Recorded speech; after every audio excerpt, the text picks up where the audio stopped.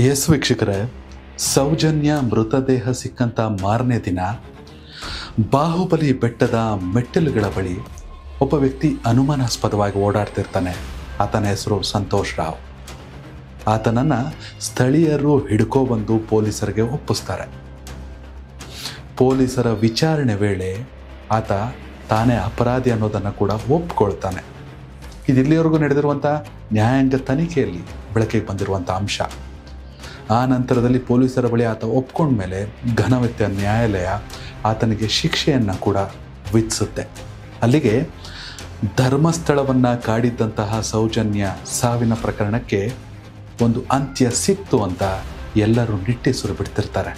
ಮುಂಬೈನಲ್ಲಿ ಒಂದಷ್ಟು ಸದ್ದು ಮಾಡಿದ್ದ ವ್ಯಕ್ತಿಯೊಬ್ಬ ತನ್ನನ್ನು ಸೋ ಕಾಲ್ಡ್ ಹೋರಾಟಗಾರ ಅಂತ ಗುರುತಿಸ್ಕೊಳ್ಳುವಂಥ ವ್ಯಕ್ತಿಯೊಬ್ಬ, ತನ್ನ ಮೇಲೆ ಒಂದಷ್ಟು ಪ್ರಕರಣಗಳನ್ನು ಹೇರಿಸಿಕೊಂಡಿರುವಂಥ ವ್ಯಕ್ತಿಯೊಬ್ಬ ಸೌಜನ್ಯ ಪ್ರಕರಣಕ್ಕೆ ಒಂದಷ್ಟು ತಿರುವು ಕೊಡೋ ಪ್ರಯತ್ನವನ್ನು ಮಾಡ್ತಾನೆ.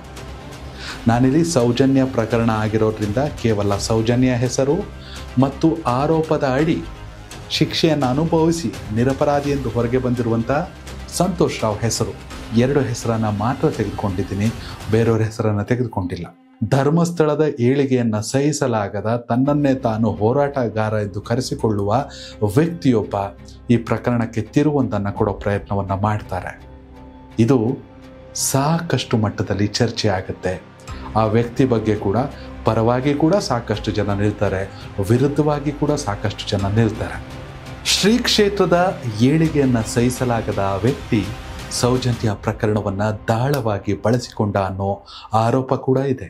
ಸೋಕಾಲ್ಡ್ ಹೋರಾಟಗಾರ ಎಂದು ಗುರುತಿಸಿಕೊಳ್ಳುವಂಥ ವ್ಯಕ್ತಿ ಸೌಜನ್ಯ ಪೋಷಕರನ್ನು ಶ್ರೀ ಕ್ಷೇತ್ರದ ವಿರುದ್ಧವೇ ಎತ್ತಿ ಕಟ್ಟಿ ಅಲ್ಲಿಗೆ ಒಂದು ಕಳಂಕ ತರುವಂಥ ಕೆಲಸವನ್ನು ಮಾಡಿದ ಅನ್ನೋ ಆರೋಪ ಕೂಡ ಸಾಕಷ್ಟು ಜನರು ಮಾಡ್ತಾರೆ. ಸಾಕಷ್ಟು ಜನರ ವಾದ ಕೂಡ ಅದಾಗಿದೆ. ಇದಕ್ಕೆ ಕೆಲವೊಂದು ಸಂಘಟನೆಗಳನ್ನು ಕಟ್ಟಿಕೊಂಡು ಶ್ರೀ ಕ್ಷೇತ್ರಕ್ಕೆ ಕಪ್ಪು ಮಸಿಯನ್ನು ಬಳಿಯೋ ಪ್ರಯತ್ನವನ್ನು ಆ ವ್ಯಕ್ತಿ ಮಾಡಿದ್ದಾನೆ, ಈಗಲೂ ಕೂಡ ಮಾಡ್ತಿದ್ದಾನೆ ಅನ್ನೋದು ಒಂದಷ್ಟು ಜನರ ಆರೋಪ.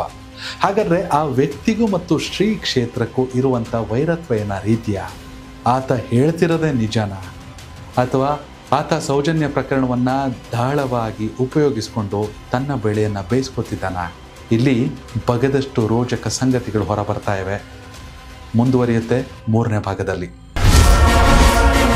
ಕನೆಕ್ಟ್ ಕರ್ನಾಟಕ, ಇದು ನಿಮ್ಮ ನೆಟ್ವರ್ಕ್.